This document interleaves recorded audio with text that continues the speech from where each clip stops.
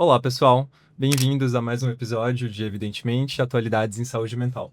Eu sou o César Rocha, estou aqui com a Fernanda Calisto e no episódio de hoje nós vamos discutir alguns estudos recentes e também notícias recentes que envolvem como, acho que dá para colocar dessa maneira, variáveis de gênero interferem em questões de saúde mental, né? Como que algumas variáveis culturais estão relacionadas com demandas específicas de populações masculinas, populações femininas.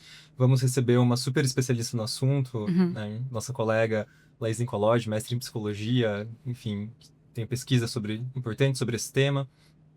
E para começar, a Fernanda e eu sempre apresentamos, né, pesquisas recentes a respeito. Fernanda, o que você trouxe para a gente essa semana? Bacana. Eu vou trazer, pessoal, uma pesquisa super recente. Ela foi publicada em 2025, né? Mas antes só vou trazer também um pouquinho do contexto, né? Que nos levou, né, a pensar nesse tema, né? Eu acho que tem uma questão muito de susto com as notícias recentes de extrema violência contra as mulheres, né? Então, tanto de assassinato, as notícias de estupro coletivo, né, acho que a gente teve uma notícia muito, né, divulgada recentemente, eh, de agressores super novos, adolescentes, né, então isso nos deixa muito sensibilizado e nos faz pensar, né, então, enquanto cientistas, né, quais são os dados, o que que a gente pode se pautar para compreender esse fenômeno, né, e também como terapeutas, né, quais são esses fatores de vulnerabilidade dessas mulheres que de alguma maneira, né, passam por essas situações de violência e desses homens que cometem essa violência, né, então são algumas reflexões que nós vamos trazer. Então acho que para começar, acho que a pergunta principal de começo é entender realmente se a gente está tendo um aumento da violência contra a mulher ou se é uma percepção, porque agora a gente tem um acesso muito maior às notícias, né, a gente tem uma divulgação muito maior de todo tipo de violência, né, então acho que vem essa dúvida, né. Então a gente está falando de um aumento, da violência por si só ou a gente está falando simplesmente de uma questão de divulgação, pessoal. Ó, a pesquisa que eu trouxe para vocês, deixa eu pegar aqui, deixa eu abrir ela, é do Journal of Interpersonal Violence, então é um jornal específico, né, que fala sobre violência, né. Ela faz uma análise, pessoal, da violência contra a mulher, das notificações de 2013 a 2023, então é uma década de análise. Então o que que ela vai fazer é analisar algumas variáveis que se relacionam com essa violência, mas também fazer uma projeção estatística futura, né. Então, houve aumento ou não, que tipo de violência e futuramente, por exemplo, 2033, qual que é a expectativa em torno, né, desses dados. Então vamos lá. Sim, teve aumento, né. Então quando a gente fala, né, de uma perspectiva anual, a gente fala de um aumento em torno aqui de 3%, tá. Então percebam que isso vai se acumulando a cada ano. Então quando a gente olha para 2033, nossa, aqui parece distante, mas não está tão distante assim, né. Quando a gente olha para 2033, a gente fala aqui de um aumento de 95%. Gente, isso é muita coisa, né, a gente está falando aqui de praticamente dobrar. Hã, Quando a gente fala nos 10 anos, a gente tem aqui 2,6 milhões de notificações, né, então os dados são gritantes e são assustadores, né. Vamos falar um pouquinho do perfil dessas mulheres. Então a gente tem aqui uma grande estimativa das violências, né, realizadas contra mulheres de entre 25 e 59 anos, olha que coisa ampla, mas ao mesmo tempo, gente, a gente tem um crescimento importante, um crescimento maior, intensificado, crianças, adolescentes e mulheres idosas, Uhum. né. Então a gente pode pensar aqui, né, que crianças, né, e pessoas idosas, né, eles têm fatores de vulnerabilidade específicos, né, até de dependência financeira muitas vezes, necessidade de cuidador, né, em criança isso é óbvio, né, mas para idosos muitas vezes a gente tem também essa necessidade de ter um cuidador. Que inclusive, já dando spoiler, né, para essa população mais idosa, a violência contra a mulher normalmente acontece por conta desse cuidador, tá. Então, seja um marido, seja um filho, né. Crianças e adolescentes também, a maioria são os cuidadores, gente. Então, tá no núcleo familiar ou núcleo familiar. Tipo de violência, violência física, assim, gritante, em segundo mas o crescimento mais acelerado, e olha que assustador, é a violência sexual. Então, por mais que a violência fixa ela seja maior em proporção, a sexual é aquela que mais cresce. E também a Uhum. gente tem muitos dados que têm, obviamente, uma combinação. Então, os tipos de violência muitas vezes se combinam, tá? Já falei que a violência normalmente acontece dentro de casa mesmo. Cerca de 40% das violências são repetidas, então elas vão se tornando cronificadas, né? Então elas acontecem de uma maneira intensificada, elas vão se intensificando e vão se tornando muito mais comum. Tem a subnotificação, então aproximadamente 60% não buscam qualquer tipo de ajuda, qualquer tipo de suporte. Uhum. Então, o que que isso nos traz, gente? A violência contra a mulher, ela é sim estrutural, ela é crescente, ela é cumulativa, ela é progressiva e ela é subnotificada, né? Então, Uhum. não é só uma impressão de que a gente tem violência presente na mídia e que isso Uhum. de alguma maneira, né, pode estar tomando um destaque maior por conta das redes sociais, por conta nossa possibilidade mesmo de ter acesso à internet. Os dados são muito robustos e eles nos trazem uma situação preocupante e assustadora. Está aumentando e potencialmente pode dobrar os dados. Uhum. Certo. Nossa, bem alarmante, realmente, tudo isso que você traz, Fer. Eu fiquei pensando quanto que esses dados também são importantes para informar, desde políticas públicas até a prática, Uhum, enfim, de profissionais uhum, que individualmente tratam com criança, adolescente, uhum. tanto meninos quanto meninas, e me chamou a atenção eu imaginava que fosse, infelizmente, aparentemente o foco, a predominância da violência sexual, Isso. né? E o quanto que isso, então, nos informa em termos de o que podemos fazer em termos de prevenção, de educação sexual, Uhum, né? Que ainda em alguns meios é um tabu, por incrível que pareça, né? De uhum. pessoas às vezes acharem que a educação sexual é algo que vai fazer, enfim, coisas que não se faz em educação sexual. E o quanto que ela é importante Claro. justamente para prevenir, né? Para Nossa, falar sim. para uma criança, enfim, para modelar na criança esse comportamento de relatar qualquer situação, enfim, em que ela esteja Não, mais e eu acho vulnerável. que é tão importante quanto, César, é a gente pensar quais são as nossas estruturas, Uhum. de identificação desses sinais, né? Qual que é o lugar seguro para essa criança relatar? Sim. Né, a verdade é essa, né, então, aqui de uma maneira muito intuitiva, pessoal, eu tô pensando muito quanto que nas escolas, né, que é onde as Uhum. crianças passam grande parte do seu dia, né, será que os profissionais estão preparados para identificar, né, sinais agora não só de violência sexual, mas de violência física, né, Sim. o quanto que isso é naturalizado, às vezes o bater para educar, né, a gente tem, né, Uhum. leis agora específicas da palmada, né, que trazem uma consciência maior em relação a isso, mas o quanto que esses dados mostram que apesar dessa aparente percepção de que a sociedade está se educando, está tendo um letramento maior sobre violência, os dados estão indo no sentido contrário. Sim, sim, sim, sim. Não, totalmente. Eu acho que bom, você traz uma pesquisa mesmo que traz tantas evidências disso, eu fiquei lembrando de algumas evidências anedóticas, como aqui na cidade de São Paulo mesmo, houve casos, enfim, de instituições de elite, né, e enfim, de situações de violência Uhum, que, enfim, culminaram em tragédias, e você fica se perguntando, né, se essas instituições não estão conseguindo se preparar adequadamente para uhum, isso, né, como uhum. aqui em nossa sociedade em geral não está. E acho que isso dialoga também um pouco com a pesquisa que eu trouxe, não sei se você quiser complementar. Não, Puxar. é isso. Acho que eu quis trazer essa pesquisa, pessoal, para dar o pontapé mesmo para a discussão. Então, para a gente já colocar o pé nesse terreno de que a situação é preocupante, é gritante. Uhum. Então, fique à vontade. Sim. Enfim, eu fiquei pensando em como que pode se conectar, porque a pesquisa que eu trouxe, eu passei por dois textos que me chamaram muita atenção. O primeiro deles, na verdade, não era um texto de pesquisa, Uhum, mas ele trouxe um insight que eu vou trazer mais ao fim, que eu achei muito uhum, interessante, mas era um texto na Nature. A Nature, às vezes, tem algumas comunicações que são... É um texto, tipo, de 3 páginas, uhum, mas que ele faz um compilado de uma série de dados interessantes. E é um texto que discute, a autora discute estamos de fato vivendo os meninos estão em crise, uhum, né? Teria uma crise de masculinidade, sobretudo com relação às gerações, às novas gerações, meninos que hoje, nesse momento histórico, estão ali entre adolescência, jovens adultos, etc.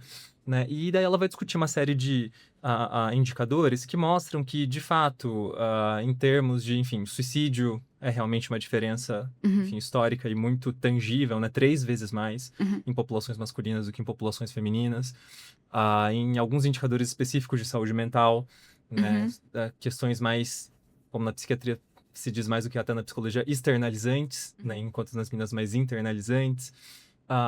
Em termos educacionais, né? Ensino superior, né?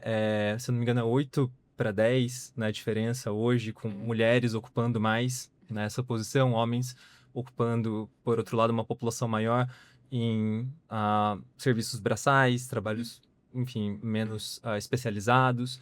Então, tem realmente algumas diferenças ali tangíveis, mas o ponto dela é de que, aliás, antes de eu chegar no ponto final dela, ela abre essa questão com um dos pontos de maior diferença sobre a busca por ajuda em questões de saúde mental. O quanto que populações masculinas buscam, quanto que populações femininas buscam.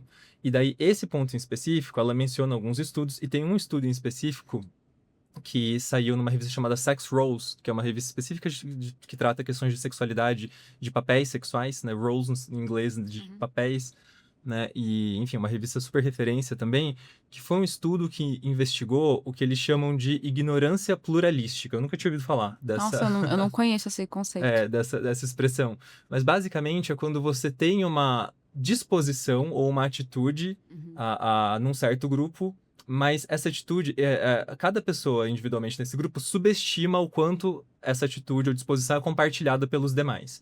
Então, basicamente, o que eles tentaram aferir é o quanto que os homens ou estão dispostos ou predispostos a procurar ajuda numa situação de vulnerabilidade em termos de saúde mental, e o quanto que eles supõem que outros homens fazem a mesma coisa. Olha só. Né? E daí eles fizeram um estudo em que basicamente era perguntando, né, o quanto que você, numa determinada situação de saúde mental, estaria disposto a procurar ajuda. E também o quanto você acha que homens em geral estão dispostos a procurar ajuda e mulheres em geral estão dispostos a procurar ajuda. Né? Então, homens em geral já tendem a procurar menos do que mulheres, só que eles também, eles supõem que os homens não buscam em geral. Quando perguntado se eles, especificamente, numa situação real, que eles estivessem, se eles buscariam ajuda, uma parte maior disse que buscaria. Ou seja, eles supõem que outros homens não buscam, mas eles acham que eles buscariam. E foi interessante também que as mulheres também responderam. A percepção das mulheres sobre elas próprias é mais real, e se equipara ao quanto elas de fato buscariam. Elas buscariam ajuda e acham que outras mulheres também buscariam ajuda, mas elas subestimam os homens ainda mais do que os próprios homens, né? De achar que eles subestimam no sentido de achar que eles não buscariam ajuda. Ou seja, existe uma percepção de masculinidade que permeia as relações, que fazem com que as pessoas, enfim, acreditem que masculinidade na nossa sociedade envolve, dentre outras coisas, lidar com seus próprios problemas e não procurar ajuda quando você tem questões de, enfim, dúvidas, seja desde questões Total. existenciais até vulnerabilidades com relação a, sei lá, trabalho, a relacionamento. E eu fiquei pensando, quando você fala em lidar com os próprios problemas, né? Muito aquele conceito de eu sou forte o bastante, né? Eu sou um macho dominante, eu dou conta, né? Eu fico me perguntando o quanto que tem essas relações estabelecidas. Eu acho que na conversa com a Laís a gente pode abordar, né? O quanto que isso se relaciona, né? Então, o quanto que essa dificuldade de cuidado, de autocuidado que esses homens têm, se relaciona também com uma percepção do que é ser homem, né? E se relaciona diretamente com o patriarcado, que se relaciona diretamente a como as mulheres são subjugadas. Não, perfeito, concordo. E um último ponto, que daí voltando para o texto da Nature que eu falei, era um texto de comentário, mas ele terminava com um insight final que nunca tinha me ocorrido. Ela começa se perguntando, estamos numa crise de masculinidade? E ela traz um monte de dados alarmantes que te levam a acreditar que, aparentemente, de fato, né, esses indicadores, taxa de suicídio, questões específicas de saúde mental e tudo mais, você pode estar instado a responder que sim, afirmativamente, há uma crise da masculinidade, mas ela fala que essa não é talvez a maneira mais efetiva ou interessante de enquadrar a questão, porque isso pode servir, dentre outras coisas, como uma munição para movimentos masculinistas. Exatamente. Porque os movimentos masculinistas se alimentam disso, de que estamos numa crise de masculinidade, portanto, precisamos restaurar as tradições. E culpabilizam a mulher, né? Exato. Nossa, perfeito. E o que ela diz na verdade, são questões diferentes, né? Uhum. Então, os homens têm mais questões, por exemplo, com, enfim, comportamento de risco, todas essas questões externalizantes, né? Como geralmente se diz.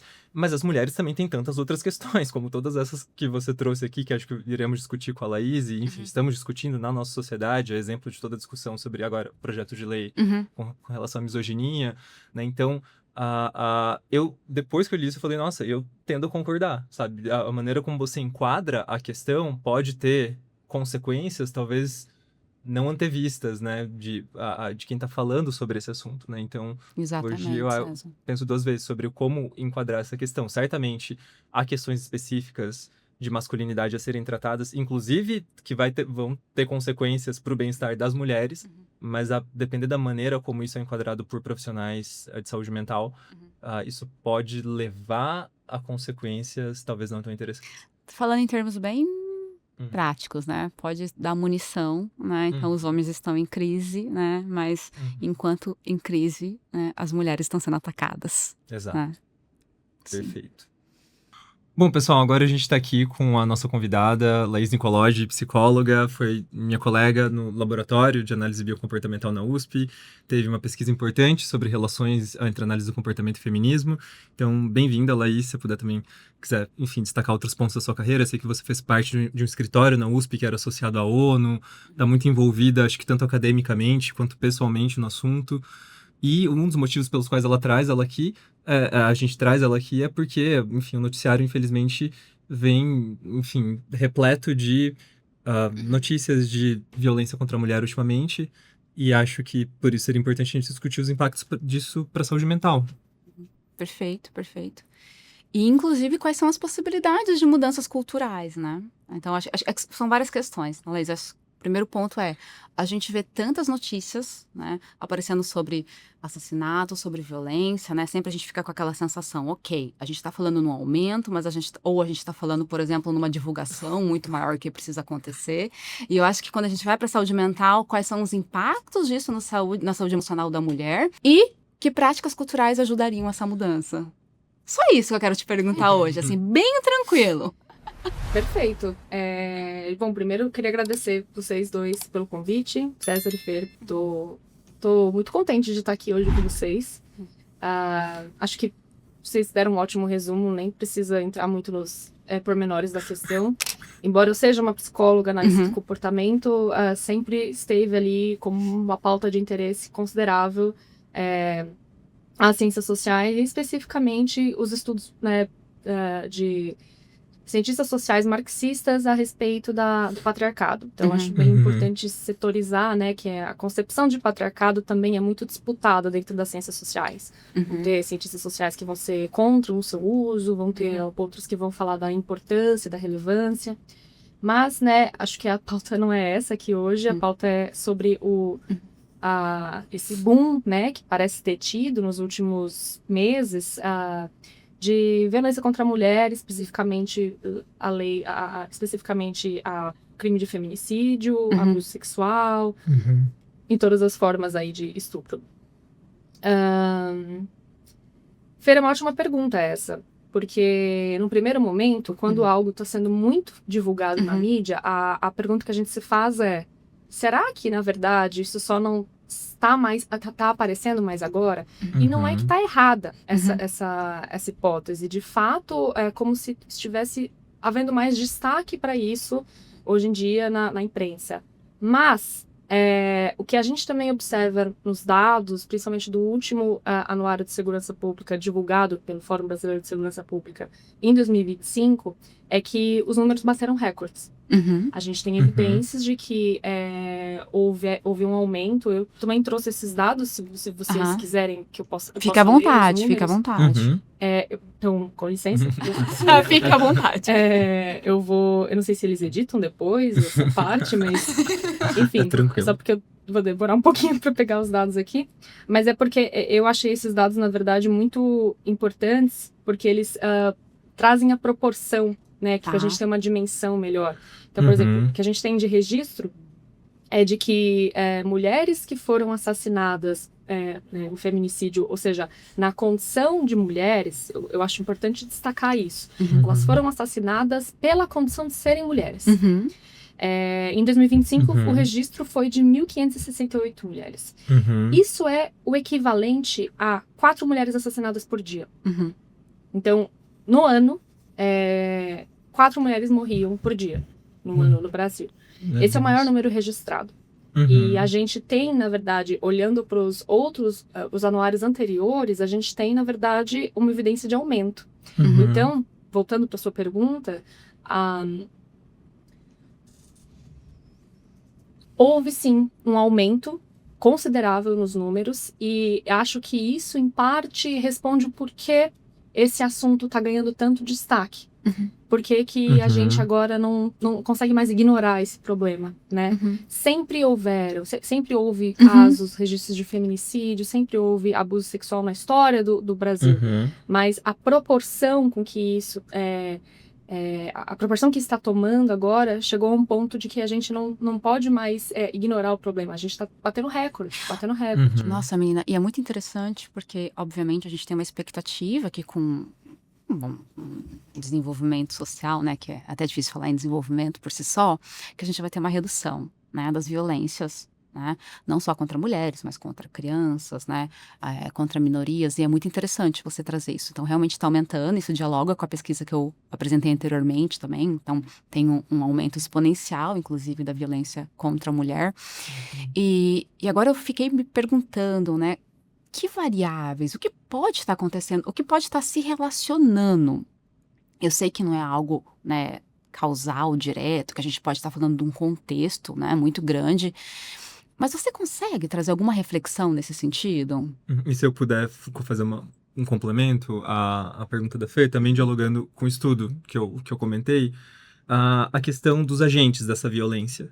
Perfeito. Então, e o quanto que, porque eu acho que ao mesmo tempo que a gente está vendo essa crescente dessas discussões sobre, enfim, você mencionou o PL, né, que está tramitando agora, da misoginia, você também vê uma crescente nas discussões sobre movimento Red Pill, sobre masculinidades e machosfera, manosphere, como se fala em inglês, né? E a minha pesquisa mostrava um pouco isso, assim, sobre como isso está relacionado com homens também buscarem menos ajuda em termos de quando tem questões de saúde mental, porque existe esse caldo de cultura de que o homem não trata dos próprios sentimentos e como que isso também não pode estar envolvido neles serem, me parece, os principais agentes desse tipo de violência. Não, perfeito. Acho que a sua pergunta já foi parcialmente, né?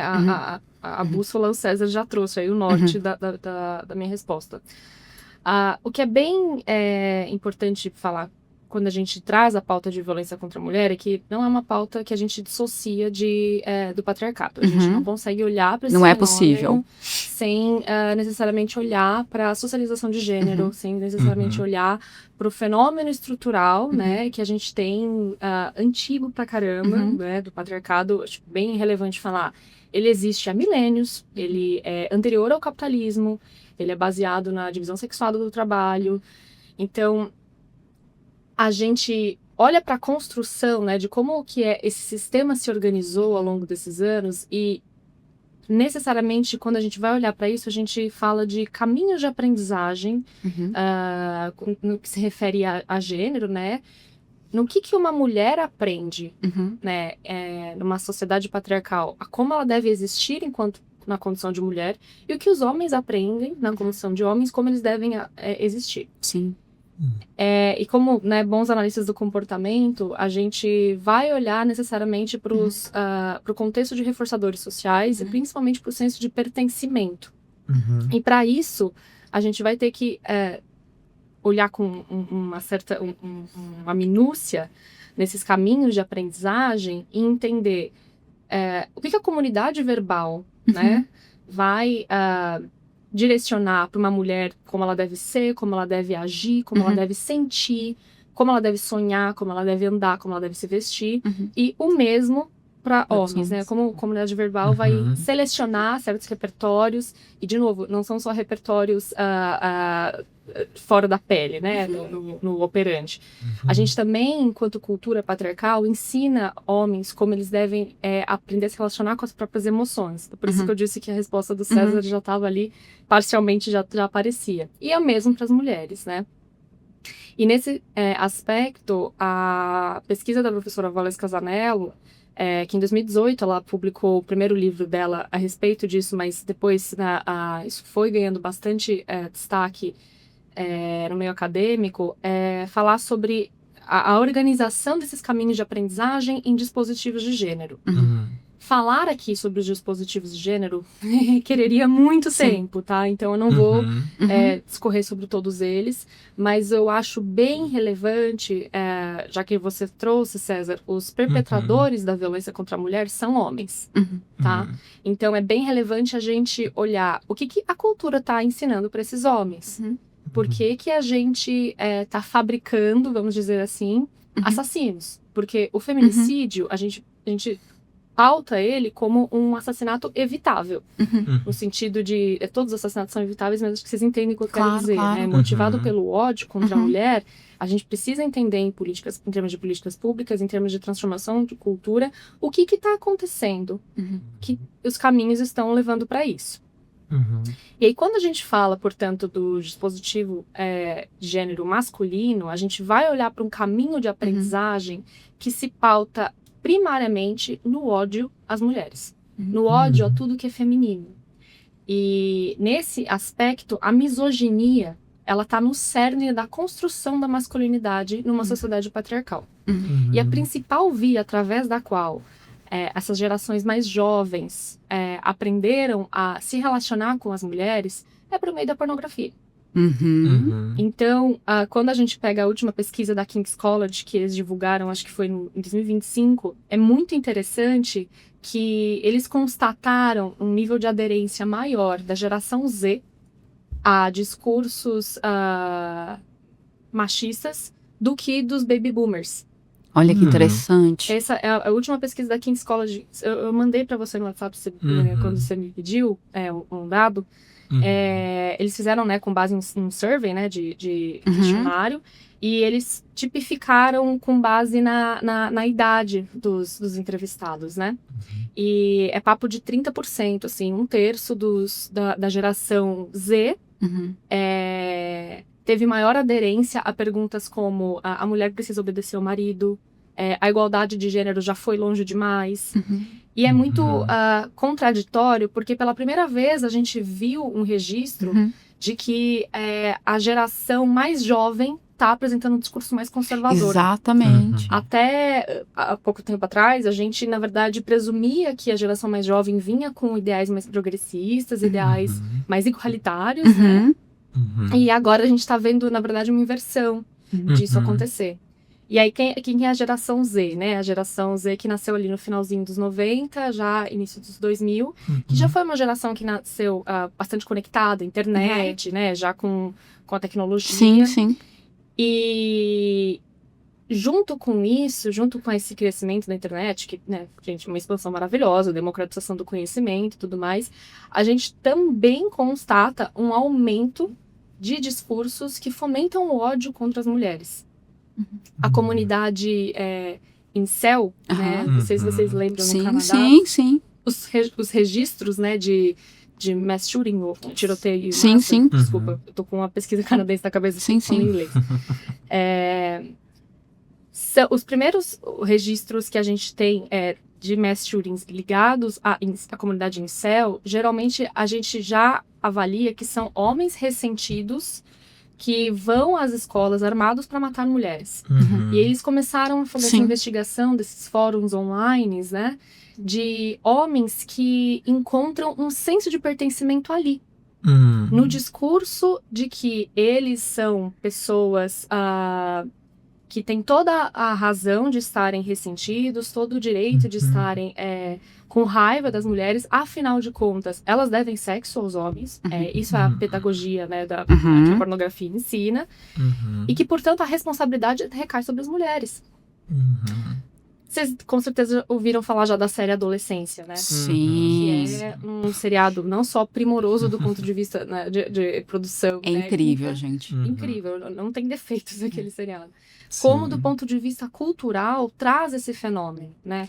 Sim. Fenômeno de um menino muito jovem que não sabe lidar, tolerar a frustração de ser rejeitado, né? E que conseguiu transformar esse discurso de a culpa é dela. E você trouxe um ponto agora, Liz, que me fez... Desculpa te interromper. Imagina, peço desculpa. Mas... Para de falar. Imagina. É que me trouxe agora um ponto muito importante, né? Você trouxe esses dados, né, dos tiroteios. Eu tinha tido contato já, inclusive... Tem toda uma análise do perfil, né, desses homens, né? Então, normalmente são homens que têm essa questão da rejeição, que também têm dificuldades de habilidades sociais.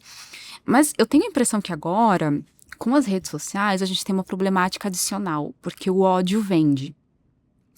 Né? Então, os algoritmos, eles se viciam muito rápido, né? Então, discursos extremados que antes talvez eram guardados em fóruns, né? Então, lá no Discord, estava ali guardado. Agora eu tenho um perfil no Instagram de um cara ali, bem apessoado, digamos assim, de uma maneira muito aberta, né, trazendo ódio contra as mulheres e que as mulheres realmente elas devem, né, servir, seja no sexo, seja no afeto, seja ali no lar, de uma maneira passiva, né, e isso vai se tornando mais extremado e eu agora pensei também nos dados de pornografia que você trouxe. Quando a gente investiga pessoas que se viciam em pornografia, a gente vê um avançar que você só se vicia, os dados indicam, quando a pornografia se torna cada vez mais violenta. Então, mesmo na pornografia, o ódio vende, a violência vende. Né? Então, acho que a gente consegue ter um paralelo desses resultados. Então, eu tenho homens que começam a assistir uma pornografia cada vez mais violenta, a mulher cada vez mais no lugar de objeto, não como um ser que está ali sentindo prazer no sexo, né? Ela é um corpo, né, objetificado nesse lugar, né? E isso vai se tornando extremado e, por que não, né, estuprar, por que não, né, invadir esse objeto, né, digamos assim. E nas redes sociais a mesma coisa, né? Então, começa com como ser um homem, né, como ser um macho alfa, como conquistar, como se impor, e daí vai para vários cenários, no relacionamento, nos negócios, nas amizades, né? E se eu tenho um menino, né, agora pensando, né, que essa exposição nas redes começa muito cedo, se eu tenho um menino que é vulnerável a isso, eu acho que cabe a gente pensar quais são esses fatores de vulnerabilidade, se existem, né, ou se a gente está falando, né, de qualquer menino é vulnerável a isso por conta do desenvolvimento, né, por conta do período do desenvolvimento, a gente está falando de uma cultura em larga escala.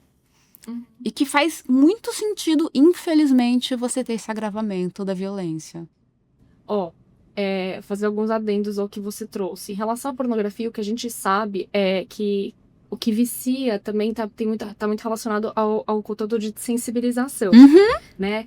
Então, se a gente fala de uma mulher também tendo prazer ali, a gente tá falando de filme erótico, né? Uma coisa... Por que o filme erótico não vicia? Né? Porque a gente tá... Falando com a geração mais velha, Emanuele, filmes eróticos. Sim. Cine privê. Cine privê. Mas a ideia, né, o que tá implícito ali, né? Primeiro que a gente tá falando de sensibilizar, sensibilização de meninos, mas o que eu acho mais importante é olhar pro que tá sendo selecionado em termos de reforçadores sociais.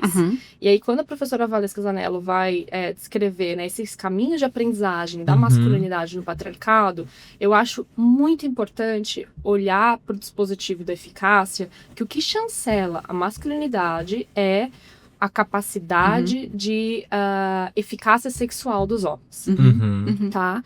Então, nesse sentido, eu vou colocar aqui em termos bem chulos, eu não sei se eles editam depois, mas... Pode falar nos termos chulos e tá tudo bem não editar, gente. O dispositivo de eficácia se dá no valor laborativo e no valor sexual. Então, quanto mais grana e mais comedor o cara isso! Sim. O sucesso, né, de ser o comedor, é medido também por... Carrão, o sucesso. A grana, sim. A grana e quanto mais mulher você come, vou usar no linguagem deles, tá? Mais comedor, o cara é foda. O cara é de respeito. Alfa. E é muito interessante avaliar que o senso de pertencimento social, o que está reforçando o comportamento, é a comunidade verbal masculina. Sim. Então, não Sim. existe o transei aqui com uma mulher ou outra. Não, eu preciso usar isso como uma moeda de validação. Claro. E nesse aspecto, a pornografia também vai contribuir para o cara que fica broxa, o cara que tem ali uma potência sexual que não existe. E a ideia da desumanização de corpos femininos. Então, não é sobre a mulher tá curtindo, a mulher também tá tendo prazer, a mulher também tá guiando ali, né? É sobre quanto mais buraco eu conseguir penetrar, mais poder eu vou ter. E aí, né, vamos pro poder, análise do comportamento. Capacidade de dispor contingências, liberando ou não reforçadores. Esses homens que precisam constantemente provarem a própria masculinidade são extremamente inseguros. Porque eles precisam constantemente dessa aprovação social masculina. E aqui a gente pode estar falando de um fator de vulnerabilidade desses homens, então homens mais inseguros. Eu acho que dialoga bastante com a pesquisa que o César trouxe. Né? Então, é claro que quando a gente olha numa contingência que é tão ampla, né, qualquer menino, adolescente, né, homem adulto exposto a isso, pode começar, de alguma maneira, a apresentar alguns padrões que sejam misóginos, né? Até porque a gente está numa cultura extremamente misógina. Mas se eu tenho esse fator de vulnerabilidade, eu já tenho uma insegurança, já tenho um senso de não pertencimento, né? É possível que isso se potencialize. Sim. E em contrapartida também, né, como a gente tem para os dispositivos aí femininos, né, tem tanto do amor romântico quanto do cuidado, é muito interessante, né, como eu falei, os caminhos de aprendizagem masculina se dão pelo ódio e repulsa a tudo que é do feminino, inclusive o cuidado. Então, um homem que, por relação de moldura de oposição, entende que o cuidado pertence ao universo feminino, logo... cuidado não é pra mim. E isso se enraiza mais profundamente no senso de responsabilização. Então é muito interessante quando você assiste, né, esses discursos de ódio contra a mulher, que é todo um malabarismo que é feito para que você consiga explicar no comportamento feminino ou no mundo tudo que justifica eximir o homem da responsabilidade social, eximir-o de qualquer senso de cuidado coletivo, ou com a mulher, né, do tipo, não existe esse universo de você ter um olhar cuidadoso, empático com a mulher. Por isso que a gente fala, né, de uma desumanização daquilo que é feminino, de uma objetificação de corpos femininos, também porque se relaciona com uma... E aí você falou de fatores de vulnerabilidade, o repertório social, né, de responsabilização masculina é nulo. Então esses homens de fato não se veem como responsáveis por aquilo que eles estão propagando. Uma última pesquisa que saiu de um aluno da professora Valesca Casanello, eu não vou lembrar o sobrenome dele agora, mas que é muito, traduz muito isso que eu tô falando, é de que homens que foram condenados na Lei Maria da Penha, seja por feminicídio ou por agressão contra as mulheres, nenhum deles, quase, né, uma percentual muito, muito baixo, mas a grande maioria, não se vê responsável pelo crime. Isso é muito interessante, porque todos justificam nela. Todos falam, mas ela me provocou, mas ela fez isso, ela falou aquilo. Eles não se veem num lugar de dizer, eu sou responsável, sim, eu errei e agredi minha esposa. Eles não se veem como responsáveis. É muito interessante como Desculpa, gente, eu tô falando uma besteira aqui. Mas é muito interessante de ver como isso tá orquestrado na cultura. E aí, né, o dispositivo do cuidado, né? O homem que não se cuida. Normal, é a responsabilidade da mãe, da esposa. A cultura, inclusive, cobra isso das mulheres, né? O cara que, sei lá, não foi um retorno no médico. Não, por que sua esposa não marcou? Por que sua esposa não marcou? Por que viu, cadê a mãe desse menino? Menina, e te escutando, eu me lembrei aqui uma coisa bem, um parênteses, né? Mas acompanhando mulheres, né, em atendimento, que muitas vezes têm parceiros, não vou trazer aqui que são violentos de uma maneira mais direta, né? Mas que têm padrões explosivos, digamos, emocionais. Bem, quando esses parceiros começam a terapia, é muito comum que venha uma demanda para a mulher. Então, olha, meu terapeuta pediu para você me ajudar a entender o que é gatilho para mim. Olha que interessante, né, Uhum. gente? E daí, de repente, o que é gatilho olha, tô precisando de ajuda com as crianças, com a casa. Então, isso é gatilho, né? E daí, tenta se ensinar essa mulher, mas como pedir? Né? Como deixar claro sem ser pesado para ele, né? Então, o quanto que essa própria intervenção já vem pautado no lugar de que o homem ele é incapaz de lidar com as próprias emoções e de se responsabilizar e entender que, independente disso te dar um desconforto, a tua esposa pedir para você dar uma ajuda com as crianças, né? Cumprir teu papel de pai, né? Nem falar em ajuda aqui. Ajuda, né? Exatamente, né? Assim, fazer o mínimo, às vezes, né? Então, às vezes, o gatilho dele é precisar fazer o mínimo, né? Mas isso também se conecta com o cuidar, né? Exatamente! Porque, o cuidar é do universo feminino. Exatamente! Então, homens não são ensinados a cuidar, inclusive é mal visto, né? É punido. E eu me pergunto o quanto que, eu tô falando que os terapeutas, porque muitas vezes esses homens, eles vão pra uma terapia, né, com outros homens, né? Mas, gente, eu tô falando que é da minha experiência, tá? Nenhum dado analisado nesse sentido. Mas o quanto que talvez esses próprios terapeutas não têm essa percepção de, opa, peraí, claro que tá tudo bem, enquanto casal, eu ajudar aqui a levantar quais são as condições, né, que trazem, né, essa explosão emocional no meu cliente, mas um ponto importante é entender, querido, o que na sua história, o que na cultura que você está inserido, torna ok você gritar de uma maneira ameaçativa à sua esposa. Sim, e daí eu queria complementar isso te perguntando, ao fim, porque isso que você trouxe, eu acho que algumas pessoas podem estar nos ouvindo, sobretudo estudantes e profissionais da área da saúde mental, e falando, nossa, parece que são questões culturais que estão tão além do que a gente pode fazer, né? Então, o que a gente pode fazer no fim do dia? Eu acho que, qual que seria a importância do letramento, sobretudo profissionais de saúde mental, em função de coisas como esse exemplo que a Fer trouxe aqui, né? Para você não reproduzir, de repente, em consultório, violências que essa pessoa já experimenta em outros contextos, ou mesmo ajudar a perpetuar, porque, de repente, a partir de uma demanda dessa, o profissional poderia simplesmente acatar a demanda. Não Se a terapia não deu certo é porque a mulher não contribuiu. Exato. Olha que perigoso. Ou então, eu vou ajudar você a, sei lá, vou usar exercícios de tolerância ao mal-estar, por exemplo, para fazer com que a pessoa suporte mal-estares para se manter numa relação abusiva, por exemplo, sabe? Então, qual que é a importância, acho que para concluir assim, na formação de terapeutas, psiquiatras, psicólogos, do letramento nessas questões? Eu acho nesse sentido, César, que bom que você falou isso, porque enquanto a Fer falava, eu fui me dando conta nessa nosso bate-papo curto, como a gente continua a reproduzir um super foco aos homens. E nesse aspecto, eu acho que falta a gente também olhar para os caminhos de aprendizagem femininos. E eu acho fundamental a gente também letrar terapeutas, profissionais de saúde no geral, dos caminhos de aprendizagem da feminilidade.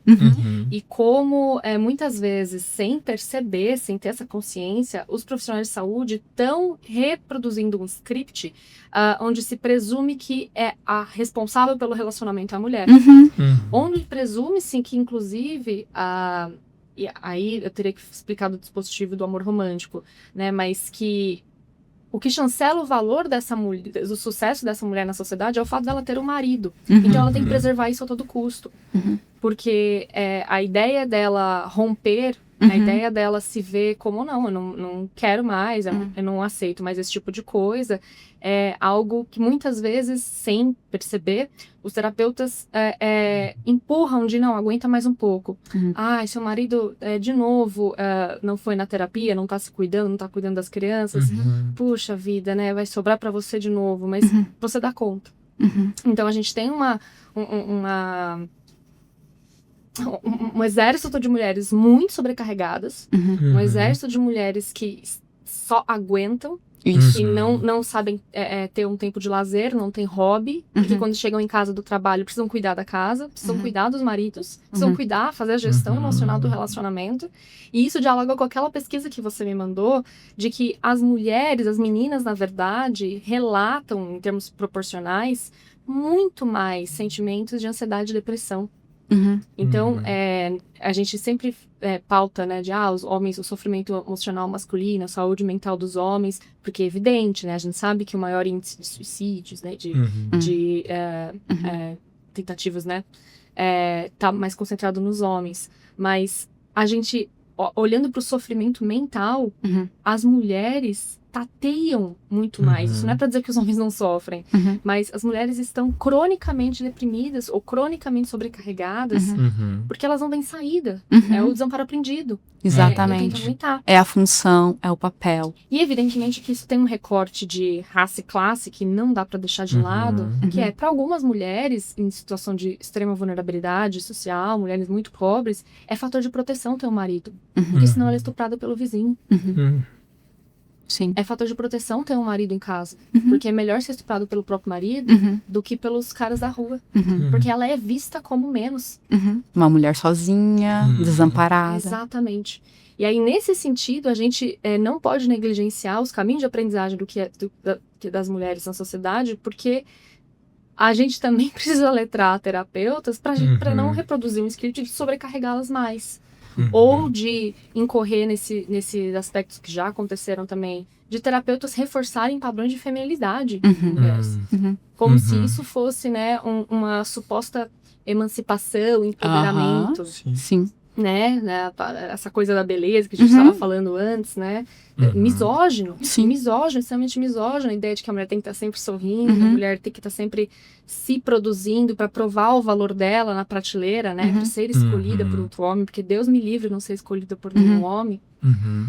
Enfim, eu gosto de fazer esse adendo porque muitas vezes, e numa boa intenção, óbvio, a gente foca muito no que leva os homens a chegarem nesse estado de sofrimento e de ódio. Uhum. Mas a gente negligencia que as mulheres elas não externalizam esse ódio pra fora, Uhum. é pra dentro. Então a gente tem maior índice de distúrbio alimentar em mulheres. Exatamente. A gente tem maior índice de cortes autolesivos em mulheres. Uhum. Uhum. Pacientes que recebem diagnóstico de borderline, Uhum. que tiveram um histórico de muita invalidação Uhum. na infância, são meninas. Uhum.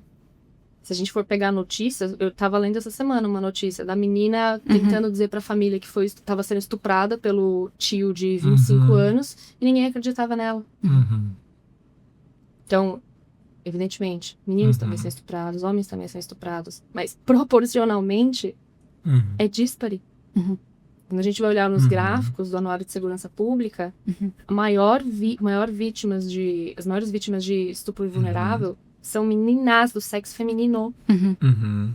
Então, eu acho que a gente não pode negligenciar também essa demanda de cuidado das meninas, das mulheres. Perfeito. Certo. Laís, obrigado demais pela presença, foi muito bom.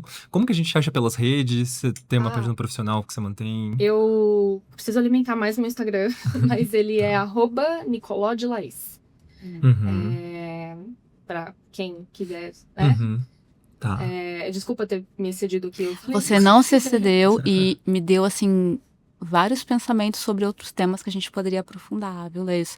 Falar sobre a pornografia especificamente, eu acho que é um tema que se dialoga com tudo que a gente trouxe e traz aspectos além de violência. Ou por seja, exemplo. já fica um convite pra voltar.